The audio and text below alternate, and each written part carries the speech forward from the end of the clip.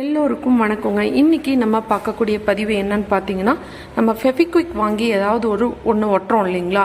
உடஞ்ச பொருளை ஒட்டும் போது ஃபெவிக்விக் வந்து 2 விரல்களுக்கு நடுவில் அப்பிக்கும். இல்லைன்னா காலில் படுறது, கையில் படுறது இப்படியெல்லாம் இருக்கும்போது வந்து பார்த்திங்கன்னா, நம்ம அதை சுரண்டும் போது நம்மளோட தோலும் அப்படியே சேர்ந்தாப்புல வந்துடும்.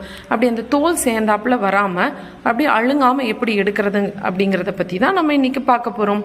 சால்ட் இருக்கு இல்லைங்களா? அந்த சால்ட்டை அழுங்காமல் அப்படியே அந்த எந்த இடத்துல அந்த ஃபெவிக்விக் ஒட்டி இருக்கோ அந்த இடத்துல அப்படியே தேய்ச்சிங்க அப்படின்னா எந்த பாதிப்பும் இல்லாமல் தோல் பிரிஞ்சிட்டு வராமல் அப்படியே எடுத்துக்கலாம்.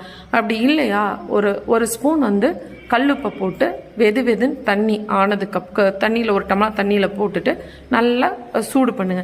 சூடு பண்ணோடனே வெதுன்னு கை பொறுக்கிற சூட்டில் அந்த தண்ணிக்குள்ளார வந்து கையை விடுங்க. இல்லைன்னா அந்த ஃபெவிக்விக் பட்ட இடத்துல லைட்டாக ஊற்றுனீங்க அப்படின்னா அது தானாக வந்துடும். ஓகே, இந்த பதிவு பிடிச்சிருந்ததுன்னா லைக்